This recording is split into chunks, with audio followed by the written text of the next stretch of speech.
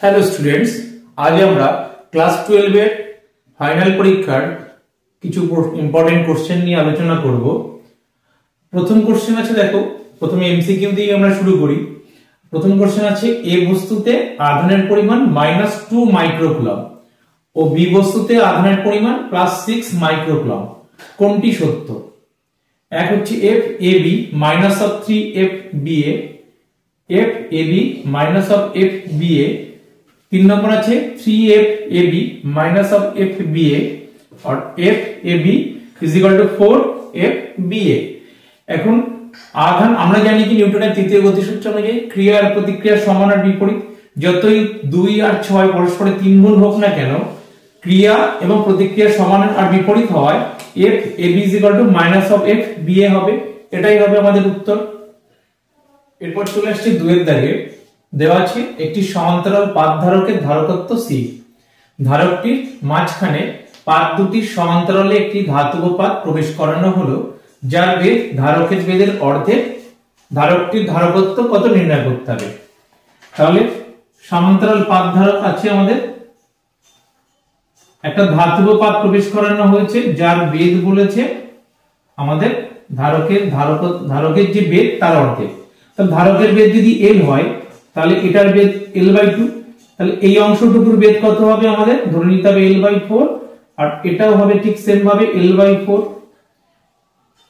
এটাও আমাদের l/4 হবে নিচের টুকু, আর এটাও আমাদের ঠিক সেম ভাবে l/4 হবে। এখন আমাদের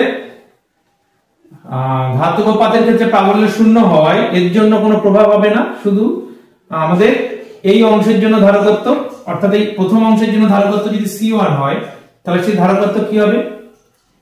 ε0a/l/4, অর্থাৎ 4ε0a/l হবে। দ্বিতীয় এই পোরশনটার জন্য ধারকত্ব C2 সমান কি হবে? সেম জিনিস হবে, ε0a/l/4 হবে, অর্থাৎ 4ε0a/m। তাহলে তুল্য ধারকত্ব যদি C' হয় তাহলে 1/C' সমান কি লিখতে পারি? 1/C1 + 1/C2। উল্টে গেলে কি হবে আমাদের? উপরে আসবে l বাই নিচে 4ε0a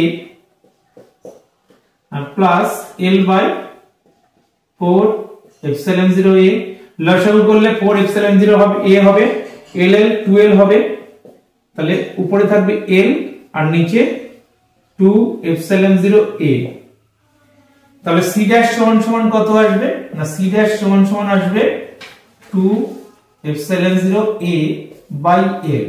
এখন ε0a/l এটাই তো আমাদের প্রকৃত ধারকত্ব। C ε0a/l। যখন আমাদের এই ধাতব পাত ছিল না, এটাই ছিল ধারকত্ব, তবে সেক্ষেত্রে আমাদের 2 × c হয়ে যাবে, অর্থাৎ 2c। অর্থাৎ তুল্য ধারকত্ব আমরা একটা যদি সমান্তরাল পাত ধারকের মধ্যে তার বেদের অর্ধেকের একটা ধাতব পাত যদি প্রবেশ করানো হয় তাহলে ধারকত্ব তখন কি হবে? প্রাথমিক ধারকত্বের দ্বিগুণ হয়ে যাবে। তাহলে এটাই আমাদের উত্তর। 3 নম্বর কোশ্চেনে চলে আসছি। বলেছে চিত্রে প্রদর্শিত বর্তনীতে প্রবাহ মাত্রা I এর মান কত হবে? এখানে প্রবাহ আমাদের এই অভিমুখে যাচ্ছে, এখানে এসে তারা দুটো পার্টে ভাগ হচ্ছে, ভাগ হয়ে একটা এদিকে যাচ্ছে, একটা এখান দিকে যাচ্ছে। তাহলে এরা দুজন একই প্রবাহ এদের দুজনের মধ্যে যাচ্ছে, তাহলে এই দুজন আছে শ্রেণীতে, তার সঙ্গে এটা সমান্তরালে আছে। তাহলে আমাদের প্রবাহ মাত্রা I সমান কত হবে? I সমান v/r, v হচ্ছে 2/r। তুল্যরোধ কত হবে? এটার তুল্যরোধ হচ্ছে আমাদের 30-30-60 এর সঙ্গে 30 এর সমান্তরাল সমবায়। আর সমান্তরাল সমবায়ের ক্ষেত্রে তুল্যরোধ কত হবে? না, আমাদের 60 × 30/60 + 30, এটাই হচ্ছে তুল্যরোধ। তাহলে সেটা কত আসবে? 2/60 + 30 কত হয়? 90। 60 × 30, 0 0 কাটলো, 3 × 3 = 9, 3 × 20 = 60, 1/60 10 অ্যাম্পিয়ার। তাহলে এর মধ্যে যে প্রবাহ মাত্রা হবে 1/10 অ্যাম্পিয়ার। এরপর চলে আসছি 4 এর দাগের অঙ্কে। দেওয়া আছে 2 অ্যাম্পিয়ার মিটার স্কয়ার চৌম্বক ভ্রামক বিশিষ্ট একটি দণ্ড চুম্বককে 5 × 10⁻³ টেসলা চৌম্বক ক্ষেত্রে তার সাম্যাবস্থান থেকে বিপরীত অভিমুখে ঘোরাতে অর্থাৎ 0 ডিগ্রি থেকে 180 ডিগ্রি ঘোরাতে কৃতকার্যের পরিমাণ কত হবে। তাহলে এখানে কি কি দেওয়া আছে? চৌম্বক ভ্রামক pm দেওয়া আছে 2 অ্যাম্পিয়ার মিটার স্কয়ার, আর চৌম্বক ক্ষেত্র b দেওয়া আছে, আর চৌম্বক ক্ষেত্র b কত না 5 × 10⁻³ টেসলা। তাহলে কৃতকার্যের পরিমাণ, কৃতকার্য কত হবে? কৃতকার্য pm × b cos 0 ডিগ্রি থেকে cos 180 ডিগ্রি বা পাই। তাহলে pm এর মান কত? 2, b এর মান 5 × 10⁻³ cos 0 1 আর cos পাই -1 -1 +2 হয়ে যাবে। তাহলে 1 -1 তাহলে +1 হবে। তাহলে 2 আসবে। কৃতকার্য এত জুল, 2 × 2 = 4, 4 × 5 = 20, 2 × 10⁻² জুল। তাহলে 2 × 10⁻² জুল, এটাই হবে উত্তর।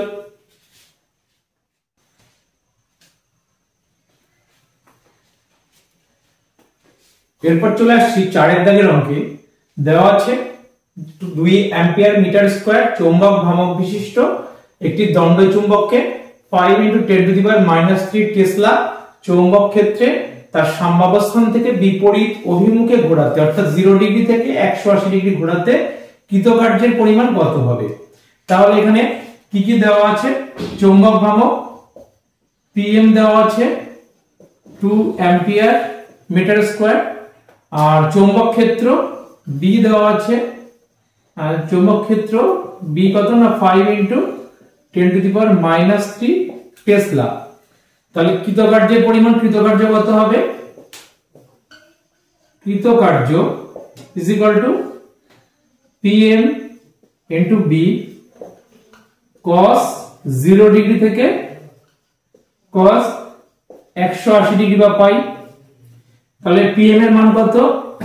2, b এর মান 5 × 10⁻³ cos 0 1 আর cos পাই -1 +2 হয়ে যাবে। তাহলে 1 -1 তাহলে +1 হবে। তাহলে 2 আসবে। কৃতকার্য এত জুল, 2 × 2 = 4, 4 × 5 = 20, 2 × 10⁻² জুল। তাহলে 2 × 10⁻² জুল, এটাই হবে উত্তর। চলে আসছি 5 এর দাগের অঙ্কে। দেওয়া আছে একটি স্থানে বিনতি কোণ 30 ডিগ্রি এবং ভূচৌম্বক প্রাবল্যের অনুভূমিক উপাংশ 0.5 ওরস্টেড। ওই স্থানে লব্ধি চৌম্বক প্রাবল্য কত? তাহলে অনুভূমিক উপাংশ কত না h = 0.5 ওরস্টেড। তাহলে v কত হবে? আমাদের স্থানের বিনতি কোণ v h tan θ, h tan θ মানে 0.5 tan 30, tan 30 মান কত? tan 30 হচ্ছে আমাদের 1/√3, তাহলে 0.5/√3 এত ওরস্টেড। তাহলে লব্ধি চৌম্বক প্রাবল্য কত হবে? লব্ধি চৌম্বক প্রাবল্য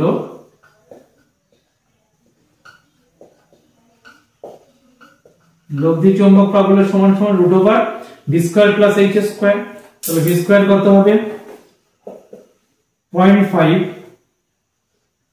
এটাকে আমরা কি লিখতে পারি? 0.5 মানে 1/2, মানে 1/2√3 লিখতে পারি এত ওরস্টেড। তাহলে সেটাই করে দিই, সুবিধা হবে। তাহলে 1/2√3 তার স্কয়ার প্লাস আমাদের h² 0.5 মানে হাফ, 1/2 ওরস্টেড। তাহলে এটা 1/2 তার স্কয়ার সমান কত আসবে? তো ওরস্টেড গেল 1/4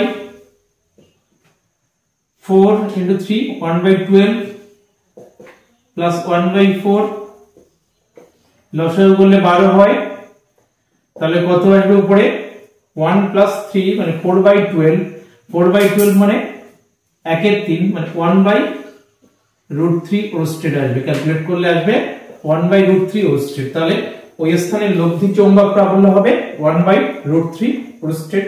এটাই উত্তর। চলে আসছি 6 এর দাগের অঙ্কে। দেওয়া আছে একটি উড়োজাহাজের ডানার বিস্তার 36 মিটার, যদি তার গতিবেগ 400 কিলোমিটার/আওয়ার হয় তবে আবিষ্ট তড়িৎচালক বল হবে কত, সেটা আমাদেরকে বার করতে হবে। তাহলে আমরা জানি কি E is equal to BLV। তাহলে B এর মান কত দেওয়া আছে না 4 into 10 to the power minus 5, L এর মান কত 36 মিটার, আর V দেওয়া আছে কত 400 কিলোমিটার/আওয়ার। এটাকে মিটার পার সেকেন্ডে যেতে গেলে 400 into 1000 মিটার পার সেকেন্ডে গেলে 3600 দিয়ে ভাগ করতে হবে। তাহলে এত ভোল্ট আসবে, 0 0 কাটলো,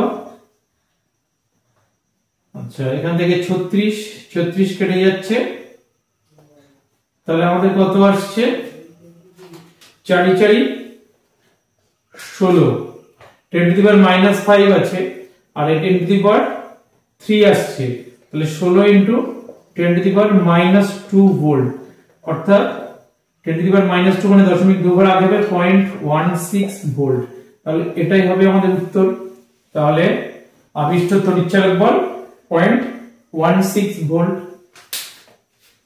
চলে আসছি 7 এর দাগের অঙ্কে। দেওয়া আছে 0.05 মিটার স্কয়ার ক্ষেত্রফল ও 800 পাক সংখ্যা বিশিষ্ট কোন কুণ্ডলীকে প্রথমে 4 × 10 to the power -5 weber per metre square প্রাবল্যের চৌম্বক ক্ষেত্রের সঙ্গে লম্বভাবে স্থাপন করে 0.1 সেকেন্ডে 90 ডিগ্রি ঘুরিয়ে দেওয়া হলো। তাহলে কুণ্ডলীতে আবিষ্ট তড়িৎচালক বলের গড় মান কত হবে? তাহলে আমাদের ফ্লাক্সের পরিবর্তন প্রথমে φ1 কত হবে NBA, আর দ্বিতীয় ক্ষেত্রে 90 ডিগ্রি কোণে ঘুরিয়ে দেওয়া হলো cos 90 কত হবে 0, তাহলে φ2 0 হয়ে যাবে, NBA cos θ cos 90 0 হয়ে যাবে, সেই জন্য φ2 0 হবে। তাহলে আমাদের আবিষ্ট তড়িৎচালক বলের গড় মান E কত হবে মান d phi dt is equal to minus of d phi dt। তাহলে মানটা কত আসে দেখি, কত আসবে E সমান আমাদের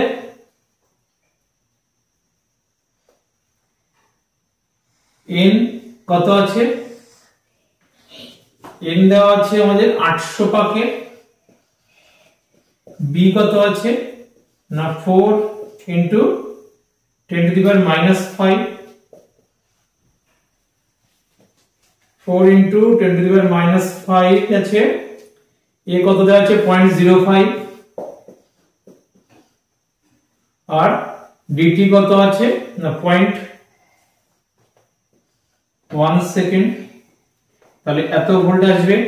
দেখি কাটাকুটি করে কত আসে, দশমিক তুলে 100, দুটো শূন্য কেটে গেল, তাহলে আমাদের আসছে 4 × 5, এখানটা দশমিক তুলে উপরে 10 হবে, 4 × 32 আর 32 × 5 5 30 150, 5 × 10 16, 160, 4 × 32 × 5 আসছে 160, আর 10 to the power -5 10 to the power -4 into 10 to the power -4 volt, তাহলে 10 to the power -3 10 to the power -3 হলে 0.016 ভোল্ট। তাহলে উত্তর আসছে আমাদের 0.016 ভোল্ট, অর্থাৎ এত। তাহলে আমাদের কুণ্ডলীতে আবিষ্ট তড়িৎচালক বলের গড় মান কত আসছে না 0.016 ভোল্ট। এটাই হবে আমাদের উত্তর।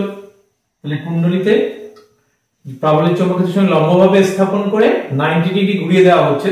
তাহলে লাস্ট ক্ষেত্রে কি হবে φ2 আমাদের cos 90 হয় 0 হয়ে যাবে। তাহলে φ1 NBA এর মান আমরা এখান থেকে E = - of d phi dt করে আমরা এর মান পেয়ে গেলাম 0.016 ভোল্ট। এরপরে চলে আসছি আমরা 8 দাগের অঙ্কে।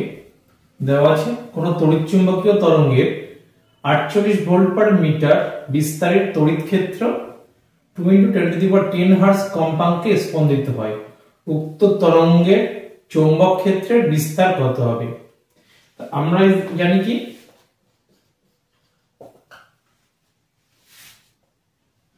আমরা জানি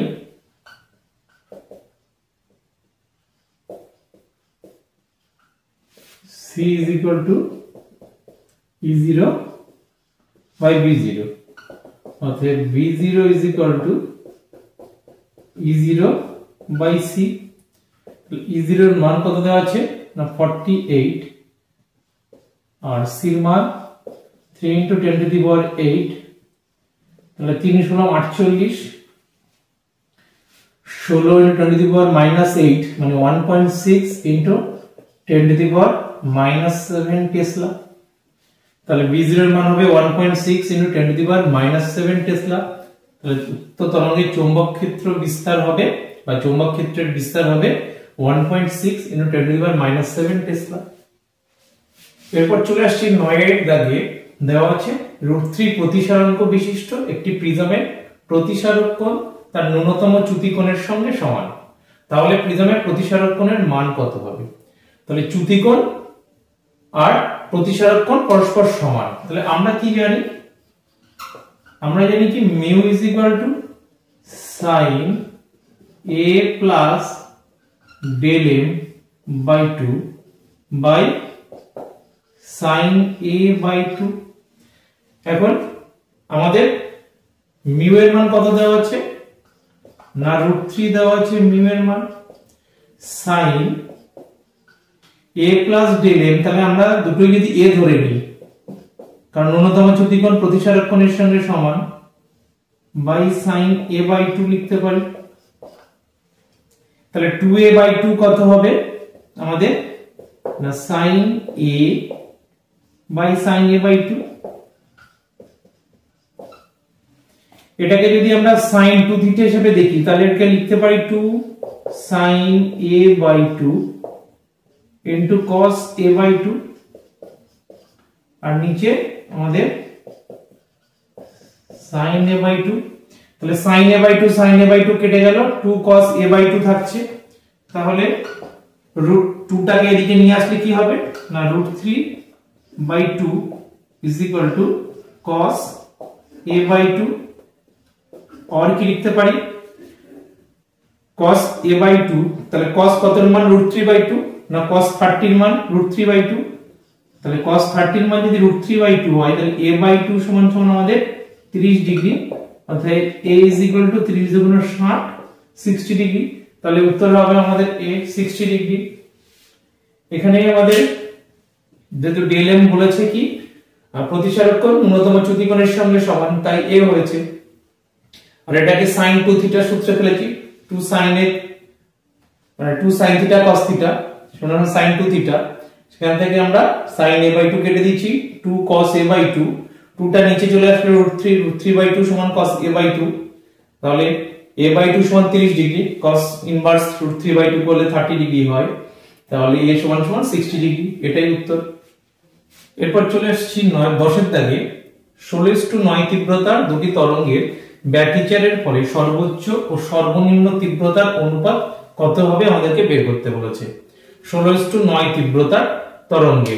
তাহলে আমরা কি জানি I max by I min এটা সমান সমান √I1 plus √I2 তার whole square by I1 √I1 minus √I2 তার হোল স্কয়ার। এখান থেকে আমরা কি করতে পারি √I1 by √I2 plus 1 তার হোল স্কয়ার, নিচে same √I1 by √I2 minus 1 তার হোল স্কয়ার করতে পারি। I2 দিয়ে দুজনকে ভাগ করে দিলে এর I2 কেটে যাবে, তাহলে নিচে আমাদের এটা থাকলো √i1 বাই i2, অতএব i max by i min সমান সমান কত আসবে, i1 বাই i2, এটাকে আমরা সরাসরি কি করতে পারি, উপরেরটা √i1 বাই i2 মাইনাস 1 তার হোল স্কয়ার, আর নিচে লিখতে পারি একই রকম প্লাস 1, এটা √i1 বাই i2 মাইনাস 1 তার whole square. i1 by i2 16 by 9, তার বর্গমূল করলে আমাদের 4 বাই 3 আসবে, প্লাস 1 তার হোল স্কয়ার আসবে। i1 বাই i2 16 বাই 9, এখানেও সেম জিনিস আসবে, 4 বাই 3 মাইনাস 1 তার স্কয়ার, তাহলে 3 প্লাস 4 7 বাই 3, উপরে আমাদের 7 বাই 3, উপরে আমাদের 7 বাই 3 তার হোল স্কয়ার, আর নিচে আমাদের 1 বাই 3 তার হোল স্কয়ার, কত আসবে সমান সমান 49 বাই 9 ইনটু 9 বাই 1, 9 9 কেটে গেলে 49 বাই 1, অর্থাৎ i max অর্থাৎ সর্বোচ্চ সর্বনিম্ন তীব্রতার অনুপাত হবে 49:1, এটাই উত্তর। চলে আসছি 11 দাগে, দেওয়া আছে নববিজ্ঞান যন্ত্রের অভিলক্ষ এবং অভিনেত্র লেন্স দুটির ক্ষমতা যথাক্রমে 0.5D এবং 20D হলে বিবর্ধন ক্ষমতা কত হবে। তাহলে বিবর্ধন ক্ষমতা এর ক্ষেত্রে আমরা কি জানি, m is equal to f0 by fe, f0 মানে 1 by p0 by 1 by p, অর্থাৎ উল্টে গেলে আসবে p by p0। p কত দেওয়া আছে না 20, আমাদের অভিনেত্রের 20 আছে, আর p0 আছে 0.5, 10 16 4 5 20, তাহলে 40, বিবর্ধন ক্ষমতা হবে তাহলে আমাদের 40, এটাই উত্তর। এরপর 12 দাগের কোশ্চেনে 1800 অ্যাংস্ট্রম তরঙ্গ দৈর্ঘ্যের আপতিত অতিবেগুনি রশ্মির ক্ষেত্রে নিবৃত্তি বিভব ভোল্ট এককে কত হবে। নিবৃত্তি বিভবের মান আমাদের বের করতে হবে। তা আমরা কি জানি, E V0 is equal to hc by lambda, আমাদের এখানে V0 এর মান বের করতে হবে। V0 সমান সমান তাহলে কি আসবে, hc by e lambda, h এর মান 6.625 into 10 to the power minus 34, c 3 into 10 to the power 8, e হচ্ছে 1.6 into 10 to the power minus 19, R lambda আসছে 1800 into 10 to the power minus 10। Calculate করে দেখি কি আসে এর মানটা, এটার মান আসছে আমাদের 6.9 ভোল্ট, এটাই উত্তর।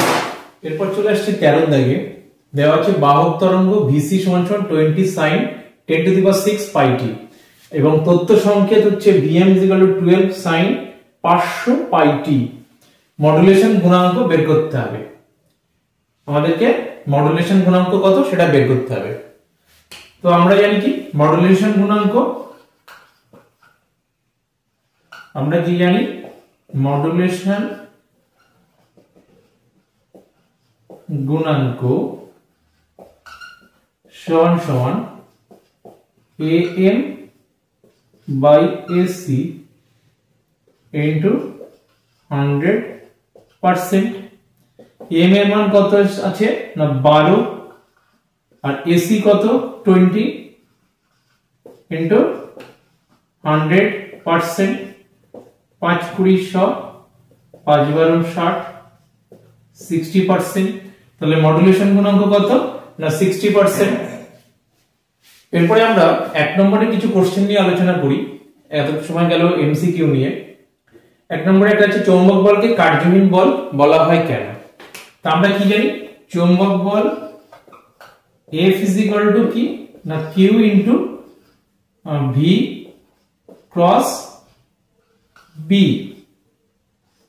এখন F আর V পরস্পরের সমকোণে থাকার জন্য আমাদের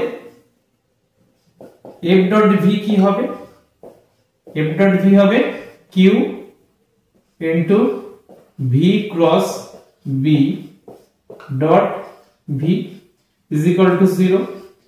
এই জন্য চৌম্বক বলকে বলা হচ্ছে কার্যহীন বল, কারণ F dot V, F R V পরস্পরের সমকোণে থাকায় আমরা যে মানটা পাবো সেটা শূন্য আসবে, কারণ cos 90 0 হয়, তাই এটা 0 হবে। তাই চৌম্বক বলকে আমরা বলি কার্যহীন বল। এরপর চলে আসছি 2 এর দাগে, একটি সাইনধর্মী তড়িৎচালক বল E = E0 sin omega t। এক্ষেত্রে আকৃতি গুণক কত হবে? আকৃতি গুণক কি হবে? আকৃতি গুণক is equal to আমাদের E0 by √2 2E0 by pi। এটা কি আসবে তাহলে? E0 E0 কেটে যাবে, উপরে পাই, নিচে 2√2। এটাকে ক্যালকুলেট করে দেখি কি মান আসে। এটার মান আসছে আমাদের 1.1, তাহলে আকৃতি গুণক 1.1 হবে। এরপর আসছে 3 নম্বরে, বলা আছে এল স্বাবিসাঙ্কের কোন আদর্শ আবেশকে পরিবর্তী তড়িৎচালক বল E = E0 sin omega t প্রয়োগ করা হলো। প্রবাহ মাত্রার শীর্ষ মানটি লিখতে বলেছে। তো প্রবাহ মাত্রার শীর্ষ মান কি হবে আবেশকের ক্ষেত্রে? আদর্শ আবেশকের ক্ষেত্রে প্রবাহ মাত্রার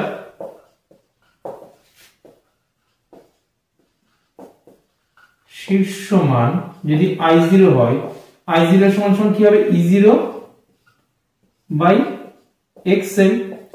XL হচ্ছে প্রতিরোধ বা বাধা, যেটাকে আমরা বলবো ওমেগা L।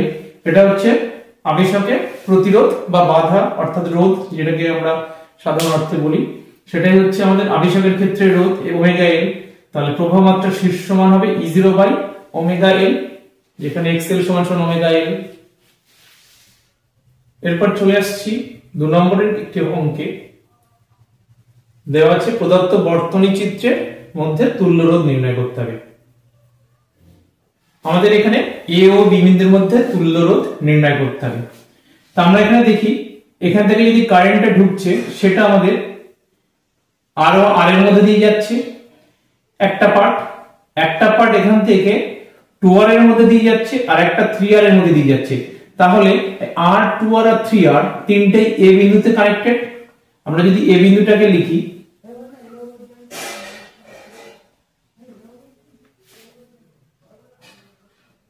R, 2R আর 3R, R, 2R আর 3R এটা একটা A বিন্দুতে কানেক্টেড তিনটে, আর তিনটেরই শেষ বিন্দু একটা জায়গায় মিলে গেছে। তিনটেরই শেষ বিন্দু যদি আমরা এই জায়গাটাতে কানেক্ট মিলে জায়গায় ধরে নিই, তাহলে এখান থেকেই আবার এই একটাই বিন্দু, কারণ এখানটায় আমরা একটা তার দিয়ে যোগ করা আছে, কারণ একটা পয়েন্টে কানেক্টেড। আর 3R, 2R আর R এর সেখান থেকে ইনিশিয়াল পয়েন্ট শুরু হয়েছে। তাহলে এখান থেকে আমরা বলতে পারি 3R, 2R আর R পরস্পরের সঙ্গে আবার সমান্তরালে আছে। এখানটায় 3R, 2R আর R পরস্পরের সঙ্গে সমান্তরালে আছে এখানে B বিন্দুতে, তাদের ফাইনাল পয়েন্ট। এদের ইনিশিয়াল পয়েন্ট এখানে এই জায়গাতে, আর এর ইনিশিয়াল পয়েন্ট সবকটারই এখানে, আর এর ফাইনাল পয়েন্ট এখানে।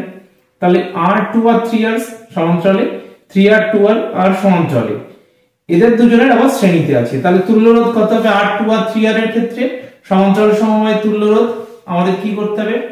এটার জন্য 1 বাই যদি R ড্যাশ ধরা হয়, তাহলে 1 by R plus 1 by 2R plus 1 by 3R, লসাগু হবে আমাদের 6R। 6R যদি লসাগু হয়, এটা আসবে 6 প্লাস 3 প্লাস 2